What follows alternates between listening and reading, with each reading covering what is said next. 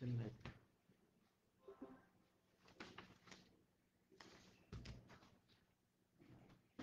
ভাই তো এটা দেখাচ্ছে পাওয়ার পয়েন্টটা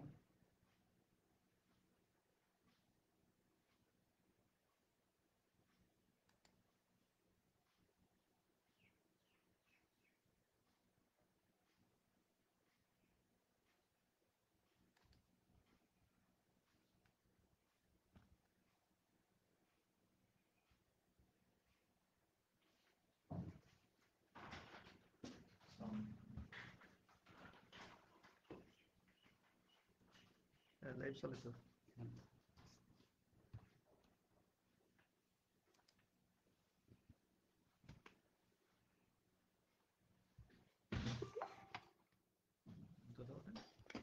আসসালামু আলাইকুম সুপ্রিয় শিক্ষার্থীবৃন্দ, আজকের ফিজিক্স ক্লাসে সবাইকে স্বাগত জানাচ্ছি। এর আগের ক্লাসে আমি তোমাদেরকে ফিজিক্যাল ওয়ার্ক অ্যান্ড মেজারমেন্ট নিয়ে আলোচনা করেছিলাম। আজকের ক্লাসে আমি তোমাদেরকে ভেক্টর অ্যান্ড স্কেলার কোয়ান্টিটিস অর্থাৎ ভেক্টর এবং স্কেলার রাশি নিয়ে আলোচনা করব। আশা করি আজকের ক্লাসে তোমরা জয়েন করেছো এবং আজকের ক্লাস থেকে তোমরা আমার ফিজিক্স ক্লাস থেকে উপকৃত হবে বলে আশা করছি।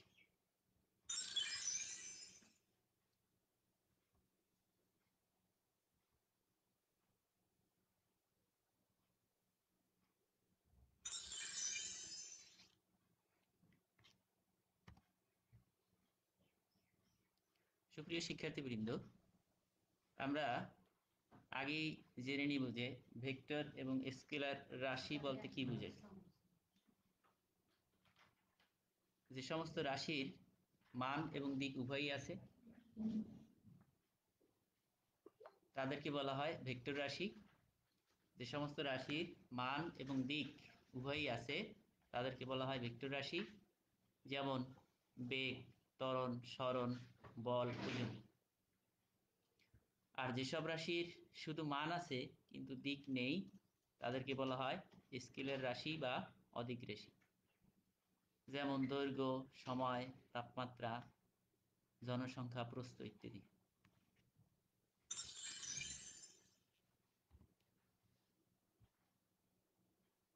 এখন আমরা একটা ভেক্টর রাশিকে কিভাবে প্রকাশ করব তা একটু দেখে নেই।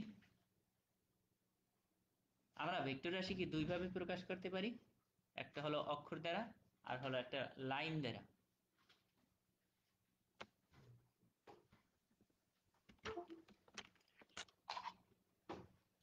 ভেক্টর রাশিকে আমরা অক্ষর দ্বারা প্রকাশ করতে পারি। এখানে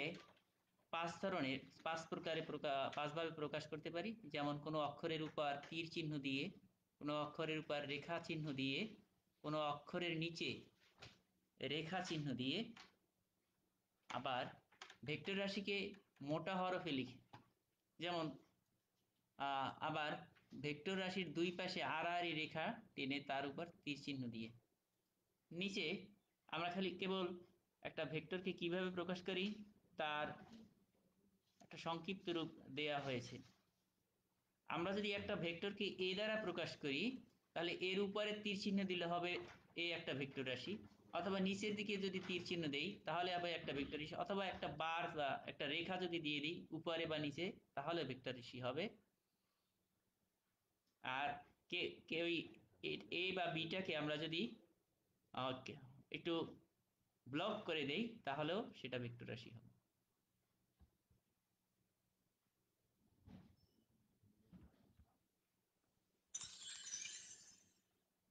এখন আমরা ভেক্টরকে কয়েক ভাগে, কতগুলো ভেক্টর সম্পর্কে একটু জেনে নেই। যেমন সমান ভেক্টর, যে একই দিকে ক্রিয়াশীল দুই বা ততোধিক সমজাতীয় ভেক্টরের মান সমান হলে তাদেরকে বলা হয় সমান ভেক্টর। আমি আবার বলে নিচ্ছি, একই দিকে ক্রিয়াশীল কতগুলো ভেক্টর রাশির মান যদি সমান হয় আমি আবার বলছি, একই দিকে ক্রিয়াশীল সমজাতীয় কতগুলো ভেক্টর রাশির মান যদি সমান হয় তাহলে তাদেরকে সমান ভেক্টর বলে। যেমন এখানে পি একটা ভেক্টর আর কিউ একটা ভেক্টর, দুইটা ভেক্টর একই দিকে ক্রিয়াশীল আছে এবং পি এর মান এবং কিউ এর মান আমরা পাশে দেখতে পাচ্ছি যে সমান। এ কারণে এখানে দেখতে পাচ্ছি যে পি এর মান এবং কিউ এর মান পরস্পর সমান। এই কারণে পি ভেক্টরটা কিউ ভেক্টর এর সমান ভেক্টর। শূন্য ভেক্টর, যে ভেক্টর রাশির মান সমান, যে ভেক্টর রাশির মান শূন্য তাকে বলা হয় শূন্য ভেক্টর। যে ভেক্টর রাশির মান শূন্য তাকে বলা হয় শূন্য ভেক্টর।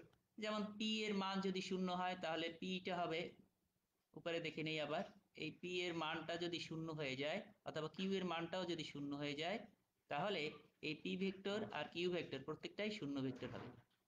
একক ভেক্টর, যে ভেক্টর রাশির মান এক একক তাকে বলা হয় একক ভেক্টর। যে ভেক্টর রাশির মান এক একক তাকে বলা হয় একক ভেক্টর। যদি পি এর মান সমান কিউ এর মান সমান যদি 1 হয় তাহলে আমরা এই ভেক্টর রাশিকে আমরা একক ভেক্টর বলতে পারি। এখন আমরা একক ভেক্টরকে কিভাবে নির্ণয় করব সেটা একটু জেনে নেই। সুপ্রিয় শিক্ষার্থীবৃন্দ, কোনো একটা ভেক্টরের মান শূন্য নয় এরকম একটা ভেক্টরকে যদি ওই ভেক্টরের মান দ্বারা ভাগ করা হয় তাহলে ওই ভেক্টরের দিকে একটি একক ভেক্টর পাওয়া যায়। যেমন এই পি একটা ভেক্টর আর পি ভেক্টরের মান হলো পি, তাহলে আমরা এই P vector divided by P আকারে আমরা এই ভেক্টরের একক ভেক্টর পেতে পারি। আমি আবার বলছি, P vector divided by P, অর্থাৎ এই পি ভেক্টরটাকে এই পি এইচ হলো পি এর মান, পি ভেক্টরের মান, এটা দ্বারা ভাগ করলে এই পি ভেক্টরের দিকে একটা একক ভেক্টর পাওয়া যাবে। বিপরীত ভেক্টর, বিপরীত দিকে ক্রিয়াশীল দুটি সমজাতীয় ভেক্টরের মান সমান হলে উহাদিগকে বিপরীত ভেক্টর বলে। যেমন পি একটা ভেক্টর আর কিউ একটা ভেক্টর, আমরা পি ভেক্টর আর কিউ ভেক্টর, এখানে যেহেতু একই দিকে দেখানো হয়েছে কিন্তু তীর চিহ্নটা হবে এইদিকে, তাহলে এই পি ভেক্টরটা হবে কিউ ভেক্টরের বিপরীত ভেক্টর। অবস্থান ভেক্টর, মূল বিন্দুর সাপেক্ষে কোনো বিন্দুর অবস্থান নির্ণয়ের জন্য যে ভেক্টর ব্যবহার করা হয় তাকে বলা হয় অবস্থান ভেক্টর। আমি আবার বলছি, মূল বিন্দুর সাপেক্ষে কোনো বিন্দুর অবস্থান নির্ণয়ের জন্য যে ভেক্টর ব্যবহার করা হয় তাকে বলা হয় অবস্থান ভেক্টর। অবস্থান ভেক্টরকে আমরা দ্বিমাত্রিক এবং ত্রিমাত্রিক স্থানাঙ্ক ব্যবস্থার সাহায্যে প্রকাশ করতে পারি। দ্বিমাত্রিক স্থানাঙ্ক ব্যবস্থা হলো, যদিও আমার স্লাইডে এখানে দেখতে পাচ্ছি না, এখানে দ্বিমাত্রিক স্থানাঙ্ক ব্যবস্থা একটু দেখা যাচ্ছে। এই দিকে হলো এক্স অক্ষ আর এইটু উপরের দিকে হলো ওয়াই অক্ষ, তাহলে এইটা হবে দ্বিমাত্রিক স্থানাঙ্ক ব্যবস্থা। আর এই পি হলো একটা বিন্দু, তাহলে এই এক্স অক্ষ আর হলো ওয়াই অক্ষ, আর এই জিরো এটা হলো মূল বিন্দু বা ও হলো মূল বিন্দু। তাহলে ও মূল বিন্দুর সাপেক্ষে পি বিন্দুর অবস্থান নির্ণয়ের জন্য আমরা এই প্রসঙ্গ কাঠামোটা ব্যবহার করি।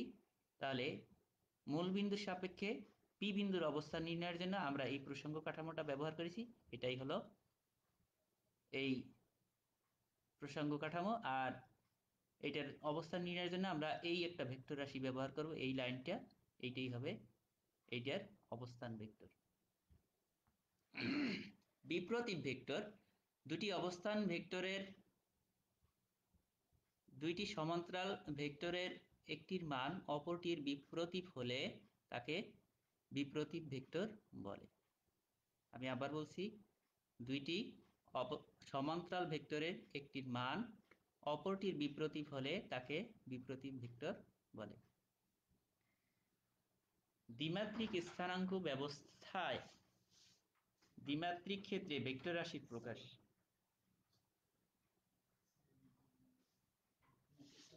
মনে করি মনে করি এক্স অক্ষের সাথে থিটা কোণে অবস্থিত ওপি রেখাটি আর নির্দেশ করে। এই যেখানে ও পি, ও থেকে এই হলো পি, এই হলো আর। আমি আবার বলছি, মনে করি এক্স অক্ষের সাথে থিটা কোণে, এইখানে দেখতে পাচ্ছি এই থিটা কোণ, এই থিটা কোণ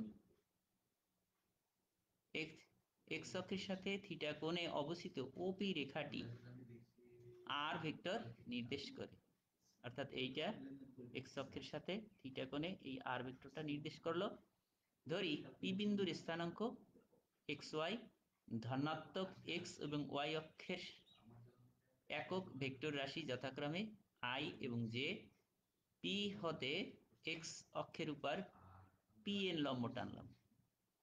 তাহলে চিত্রানুসারে O N is equal to X, O N vector is equal to X I cap, এই যে O N vector is equal to O N I cap. এই আই ক্যাপ দ্বারা সাধারণত একক ভেক্টর প্রকাশ করা হয়। এই যে ক্যাপ, এই চিহ্নটা হলো ক্যাপ। আমি আবার বলছি O N is equal to X, তাহলে O N vector is equal to X সাথে ভেক্টরের জন্য আই ক্যাপ। তাহলে P N is equal to Y, তাহলে P N vector is equal to Y, এটা হবে জে ক্যাপ। তাহলে O P is equal to R, আর O P vector is equal to R vector. সুতরাং সূত্র অনুযায়ী আমরা লিখতে পারি O P vector is equal to O N vector plus N P vector. আমি আবার বলছি O P vector is equal to O N vector plus N P vector, N P vector. অর্থাৎ এই ভেক্টরটার সমান হবে এই ভেক্টর প্লাস এই ভেক্টরের যোগফল, বা R vector is equal to X I cap plus Y J cap. আমি আবার বলছি এখানে কিন্তু আই হবে না, এটা হবে এইটা যেটা আমরা দেখতে পাচ্ছি, এটা হবে J cap, Y J cap. ভেক্টরের মান এখান থেকে আমরা লিখতে পারি, কিভাবে লিখবো তাহলে, O P square is equal to হবে O N square plus N P square, implies of x square is equal to x square plus y square। যেহেতু এখানে মান, তাহলে r vector is equal to root over x square plus y square, বা এখানে r যদি আমরা একক vector r cap is equal to r vector divided by r। আমরা আগেই বলেছিলাম যে একক ভেক্টর কিভাবে ব্যবহার করব বা নির্ণয় করব, সেইটাকে আমরা একক ভেক্টর এখানে এইভাবে নির্ণয় করা, একক vector R cap, small R cap is equal to R vector divided by R. এটা হলো ভেক্টর, আর এটা হলো এই ভেক্টরটার, এই ভেক্টরটার মান হলো এই R is equal to, R is equal to যেহেতু X I cap plus Y J cap, X I cap plus Y J cap divided by root over, এই যে R is equal to root over X square plus Y square. যদি একটু তোমাদের কাছে প্রথম প্রথম একটু কষ্টকর মনে হবে, তারপর আমি আবার বলছি, ধরি এক্স অক্ষের সাথে থিটা কোণে, এক্স অক্ষের সাথে এইটা হলো এক্স অক্ষ, তাহলে এক্স অক্ষের সাথে থিটা কোণে এটা, আর এটা হলো ওপি, এই ওপি, ওপি রেখাটি আর ভেক্টর নির্দেশ করে। ধরি পি বিন্দুর স্থানাঙ্ক, এই যে এইটা, এই পি বিন্দুর স্থানাঙ্ক হলো এক্স কমা ওয়াই, এক্স কমা ওয়াই থাকবে এখানে, যেহেতু এটা অ্যাবসেন্ট আছে। পি বিন্দুর স্থানাঙ্ক এক্স কমা ওয়াই, ধনাত্মক এক্স এবং ওয়াই অক্ষের একক ভেক্টর রাশি যথাক্রমে আই ভেক্টর এবং জে ভেক্টর। পি হতে এক্স অক্ষের উপর পি এন লম্ব টানলাম, পি এন লম্ব টানলাম। তাহলে চিত্র অনুযায়ী আমরা পাই O N is equal to X, O N vector is equal to X এর সাথে একটা ভেক্টর যুক্ত হলো আই ক্যাপ। তাহলে P N is equal to Y, এই যে P N is equal to Y, তাহলে P N vector is equal to Y J cap, এখানে আমি আগে বলেছিলাম জে ক্যাপ হবে। তাহলে O P is equal to R, আর O P vector is equal to R vector. সূত্র অনুযায়ী আমরা লিখতে পারি O P vector is equal to O N vector plus N P vector, অর্থাৎ O P vector is equal to O N vector plus N P vector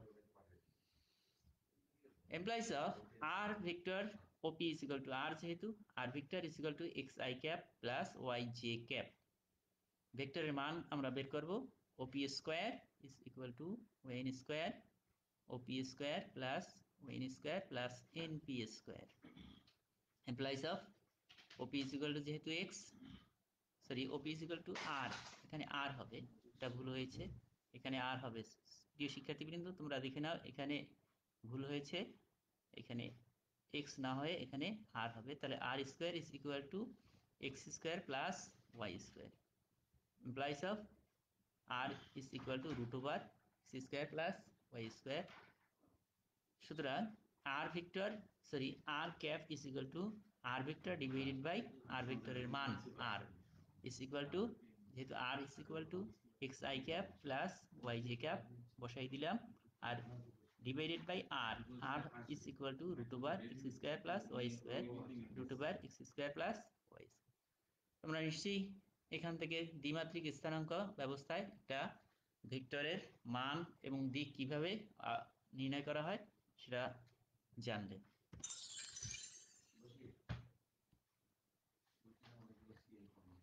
সুপ্রিয় শিক্ষার্থীবৃন্দ, আমাদের ফিজিক্স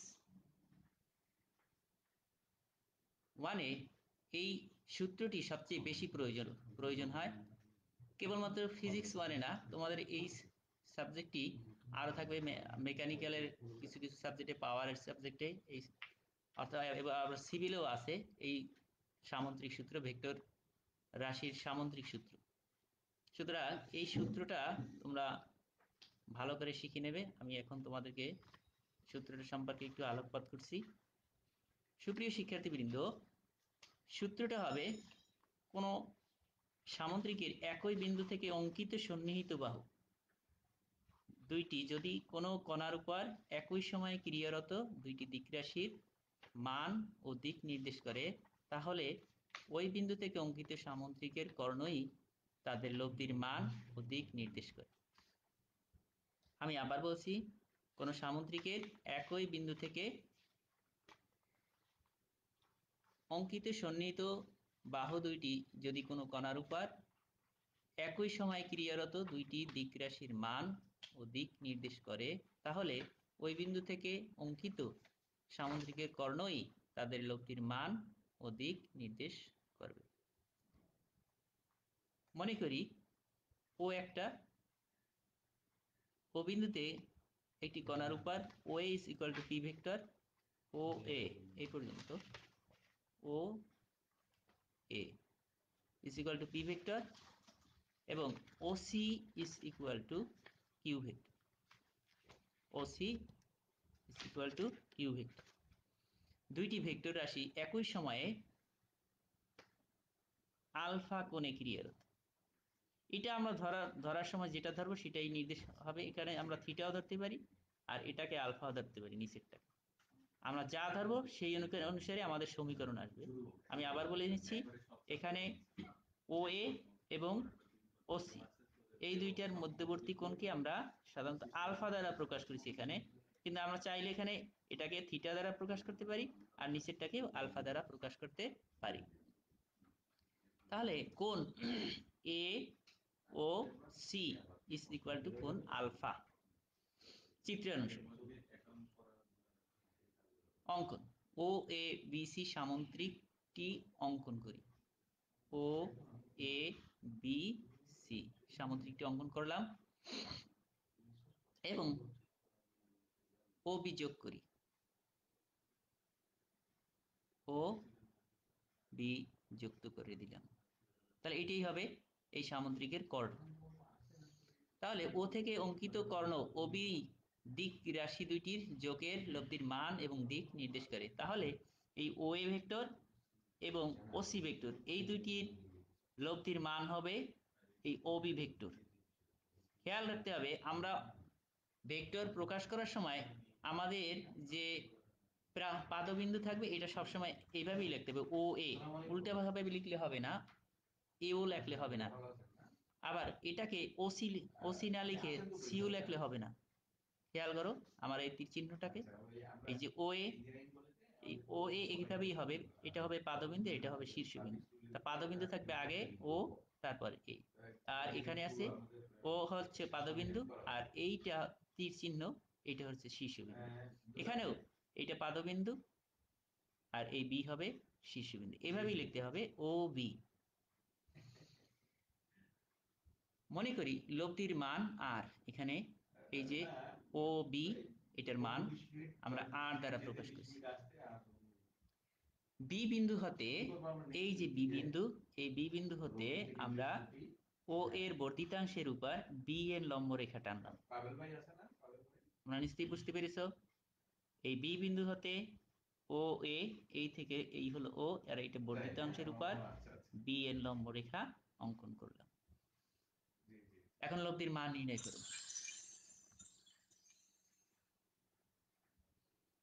প্রিয় শিক্ষার্থীবৃন্দ, লব্ধির মান নির্ণয় কিভাবে করব?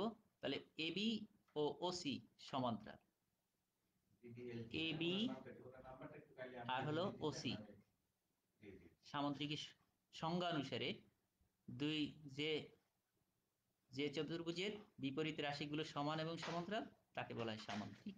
তাহলে এই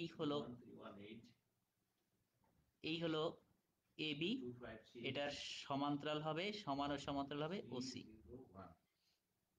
তাহলে ওএ আর ওসি সমান্তরাল, সুতরাং কোণ A O C is equal to কোণ পি বি এ এন। আমি আবার বলি, কোণ A O C is equal to কোণ B A N is equal to alpha. আবার ও বি এন সমকোণী ত্রিভুজ, O B O B N, এটা একটা সমকোণী ত্রিভুজ। যদি হয় সমকোণী ত্রিভুজের ক্ষেত্রে আমরা সূত্র জানি পিথাগোরাসের উপপাদ্য। পিথাগোরাসের উপপাদ্য অনুসারে আমরা লিখতে পারি O B square is equal to O N square plus B N square. এটা পিথাগোরাসের উপপাদ্য তোমরা শিখেছো। আমি আবার বলছি, O B square is equal to O N square, এই থেকে এটু হলো O N square plus B N square, আর এন বি স্কয়ার লিখলেও হবে, সমস্যা নেই। এখন ও এন কে আমরা দুই ভাগে ভাগ করতে পারি। এখানে খেয়াল করো, এই থেকে এই পর্যন্ত হলো ও এন, ও এন, এখানে মাঝখানে এ দ্বারা ডিভাইডেড হয়ে গেছে, এই কারণে আমরা এটাকে দুই ভাগ করে লিখতে পারি O N, O N is equal to O A plus A N. খেয়াল করো,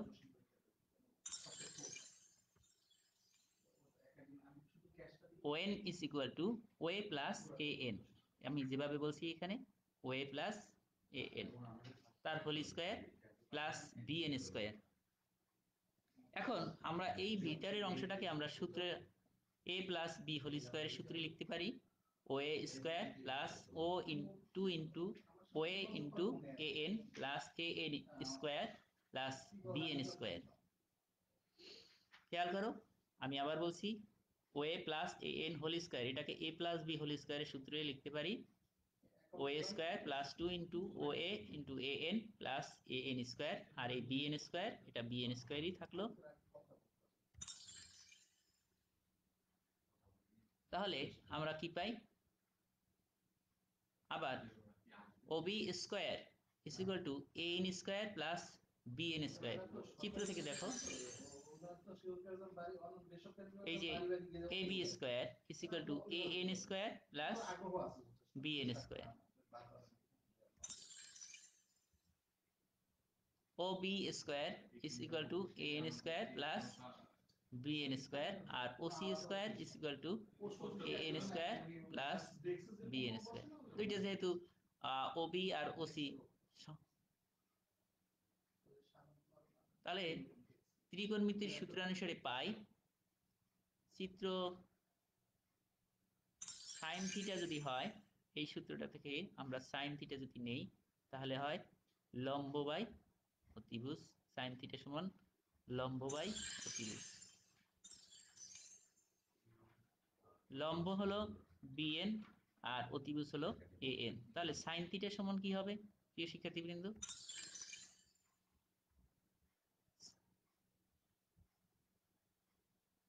আবার কস থিটা সমান সমান হবে ভূমি বাই অতিভুজ। তাহলে ভূমি কি ছিল তো দেখি। ভূমি আছে, ভূমি হলো এইটুক এএন আর অতিভুজ হলো এবি। তাহলে এএন আর এবি এই দুইটাকে আমরা লিখতে পারি AN by AB is equal to cos BAN. BAN এখানে আলফা, বিএএন কোনটা হলো আলফার সমান, বা AN divided by AB is equal to cos alpha. এটাকে আমরা এএন ইজ ইকুয়াল টু লিখতে পারি AB cos alpha. AN is equal to লিখতে পারি এবি কস আলফা। সুতরাং আমরা অপোজিটের যে সমীকরণটা ছিল সেই সমীকরণে আমরা এখন এই মানগুলো বসাইলে পাই O B square is equal to O A square plus O C square plus 2 into O A plus cos cos alpha, O C cos alpha. এখানে ওসিটা বড় হাতের হবে, সুপ্রিয় শিক্ষার্থীবৃন্দ একটু দেখে নাও।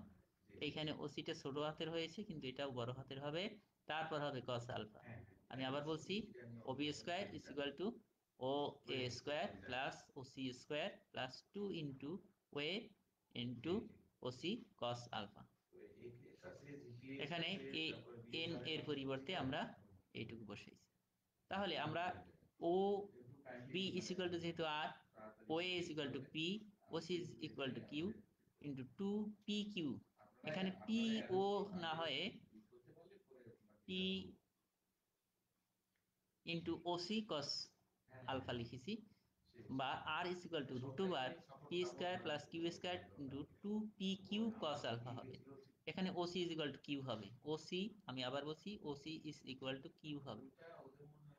এই খেয়াল করো, এই পি হয়েছে, পিটা হবে বড় হাতে আর কিউটাও হবে বড় হাতে। তাহলে হয় R is equal to root over P square plus Q square plus 2 P Q cos alpha. এটাই হলো লব্ধির মান।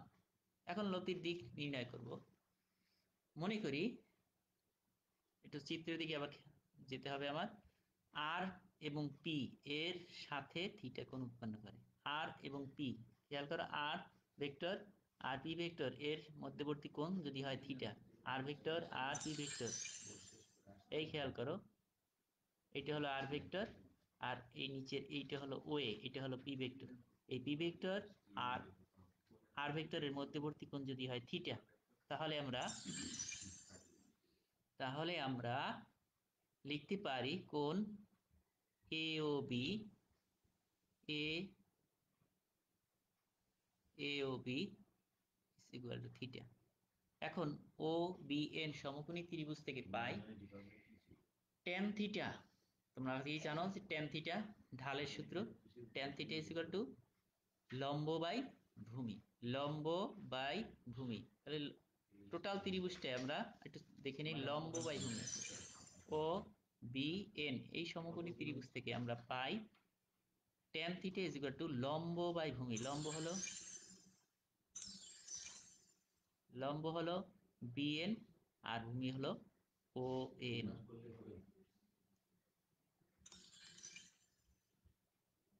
তাহলে আমরা লিখতে পারি tan theta is equal to BN by O N is equal to BN by divided by, যেহেতু আমরা O এনটাকে আগেই দুই ভাগ করেছিলাম, O A plus A N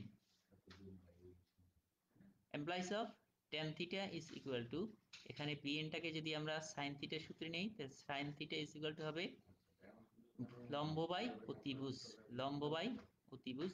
এই সূত্রাংশে আমরা লিখতে পারি B N is equal to A B sine alpha, আর O A is equal to O A ঠিক রইল, আর A N is equal to যেহেতু আমরা আগেই করেছি A N is equal to A B cos alpha.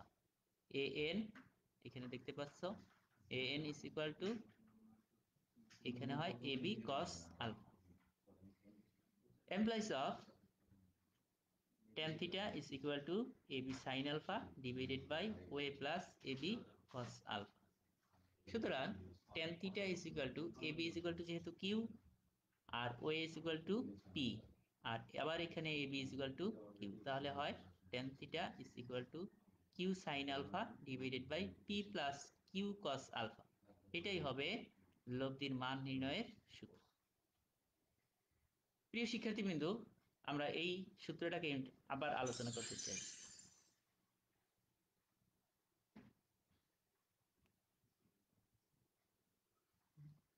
খেয়াল করো, লব্ধির মান নির্ণয়ের জন্য আমরা আবার প্রথম দিক থেকে শুরু করতে চাই।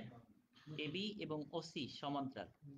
খেয়াল করো, এবি আর ওসি পরস্পর যদি সমান্তরাল হয় তাহলে আমরা লিখতে পারি এ ও সি কোণ A O C is equal to কোণ B A N is equal to alpha. আবার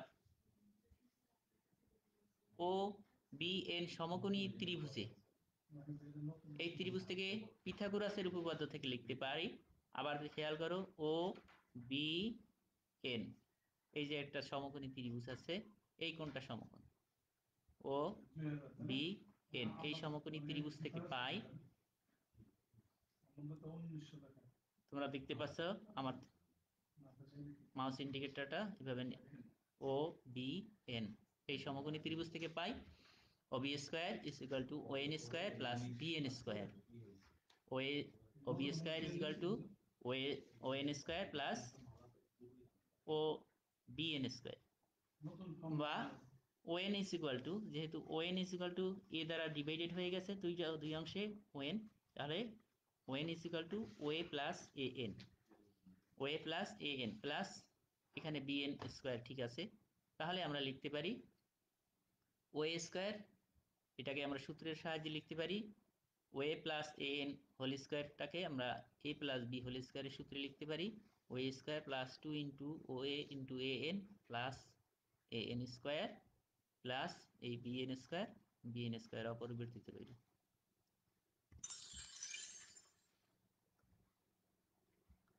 আবার O B square is equal to হবে A N square plus B N square. একইভাবে OC square is equal to একই জিনিস হবে A N square plus B N square. তাহলে ত্রিকোণমিতির সূত্রের সাহায্যে পাই আমরা cos থিটা বা cos, এখানে যেহেতু বি এ এন এটা হলো alpha, cos alpha is equal to লম্ব বাই ভূমি বাই অতিভুজ। তাহলে ভূমির চিত্রে কি ছিল, ভূমি এই ত্রিভুজটা থেকে এ বি এন, এই ত্রিভুজটা থেকে ভাই ভূমি ছিল এ এন আর অতিভুজ ছিল এ বি। এইটু হলো ভূমি এই ত্রিভুজটায়, যেহেতু এইটুই হলো আলফা, তাহলে আমরা লিখতে পারি cos alpha is equal to ভূমি বাই অতিভুজ এবি, তাহলে এ এন বাই এবি। এটাকে এখানে দেখানো হয়েছে A N by AB is equal to cos কোণ B A N implies of A N by B N is equal to cos alpha. এখান থেকে আরেকটু যদি আমরা লিখতে পারি তাহলে হয় A N is equal to A B cos alpha. সুতরাং আমরা ওই আগের সমীকরণে এখন ওই মানগুলো বসাই দিলে পাই O B square is equal to O A square plus O C square. কিভাবে হলো, ও সি স্কয়ার এখান থেকে আসছে A N square plus B N square is equal to O C square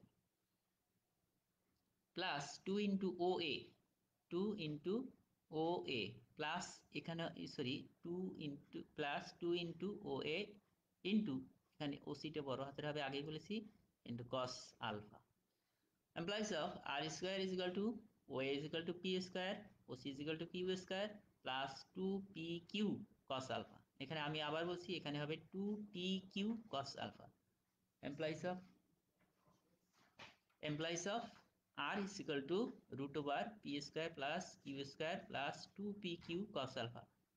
সুপ্রিয় শিক্ষার্থীবৃন্দ, তোমরা এখানে সংশোধন করে নিবে r is equal to root over p square plus q square plus 2pq cos alpha। এটাই হলো সামুদ্রিক সূত্রের সাহায্যে কোনো একটা লব্ধির মান নির্ণয়ের সূত্র। সবসময় এই সূত্রটাকে আমাদের মুখস্থ রাখতে হবে। আর লব্ধির দিক এখন নির্ণয় করব আমরা, মনে করি লব্ধি আর ভেক্টর এবং আর ভেক্টর পি ভেক্টরের সাথে থিটা কোণ উৎপন্ন করে। এখানে উপরে একটা ভেক্টর চিহ্ন হবে, যদি এটা ব্লক করে দেওয়া হয়েছে এখানে তীর চিহ্ন নাই, মনে করি লব্ধি আর ভেক্টর পি ভেক্টরের সাথে থিটা কোণ উৎপন্ন করে, সুতরাং কোণ A O B is equal to theta.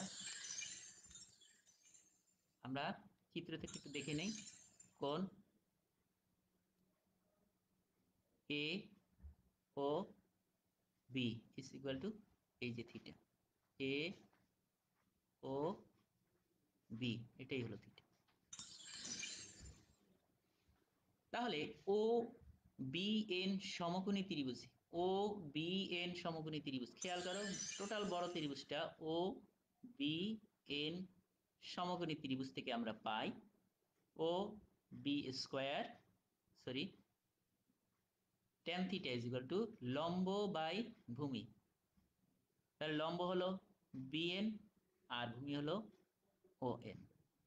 আমি আবার বলছি, কোনো একটা ঢাল নির্ণয় করার জন্য তাহলে আমরা ব্যবহার করি tan থিটা, আর tan থিটার সূত্র হলো লম্ব বাই এই ভূমি। এটা হলো বিএন, এটা লম্ব, আর এই হলো ওএন, এটা হলো ভূমি। সুপ্রিয় শিক্ষার্থীবৃন্দ, তাহলে আমরা পাই tan theta is equal to BN by ON is equal to BN ঠিক রইল, আর ওএনটাকে আমরা দুই ভাগে ভাগ করে নিলাম, ওএ প্লাস এ এন। একটু আগেই আমরা দেখেছিলাম ON is equal to OA plus A N, বা tan theta is equal to AB sine theta divided by OA is equal to OA plus A N is equal to এইখান থেকে A N is equal to AB cos alpha. আর এই বিএনটাকে আমরা sine থিটার সূত্র লিখতে পারি ছোট ত্রিভুজটার ক্ষেত্রে। এই সূত্রটা এই ত্রিভুজটার ক্ষেত্রে আমরা লিখতে পারি যে সাইন, এই ক্ষেত্রে আমরা লিখতে পারি লম্ব বাই অতিভুজ, লম্ব বাই অতিভুজ সমান হলো সাইন থিটা। তাহলে লম্ব হয় এই বিএন আর অতিভুজ হয় এবি। তাহলে আমরা পাই BN is equal to AB sine theta. তাহলে আমরা লিখতে পারি tan theta is equal to এই বিএন এর পরিবর্তে লিখলাম AB sine alpha divided by OA plus AB cos alpha. সুতরাং tan theta is equal to Q sine alpha divided by P plus Q cos alpha. এটাই হলো কোনো সামুদ্রিক সূত্রের সাহায্যে লব্ধির দিক নির্ণয়ের সমীকরণ। সুপ্রিয় শিক্ষার্থীবৃন্দ, আমাদের স্লাইডে আরো বেশ কিছু টপিক ছিল, যেমন ভেক্টর রাশিকে অনুভূমিক এবং উলম্ব অংশে বিভাজন,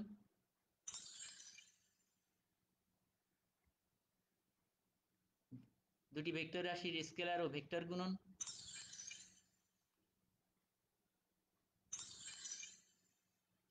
আর ত্রিভুজ সূত্র।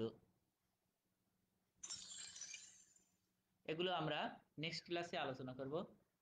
আশা করি আজকের ক্লাস তোমাদের বোধগম্য হয়েছে, যেহেতু সামুদ্রিক সূত্রটাকে আমি পরপর দুবার তোমাদের সাথে শেয়ার করেছি। সুতরাং আশা করি আজকের ক্লাস থেকে তোমরা উপকৃত হবে। আর তোমরা যেখানেই সমস্যায় পড়বে সেখানেই কমেন্টস বক্সে তোমাদের সমস্যার কথা উল্লেখ করবে। আশা করি আমি তোমাদের সমস্যার সমাধান দিতে চেষ্টা করব। আর তোমরা বাসায় বসে নিয়মিত অধ্যয়ন করবে।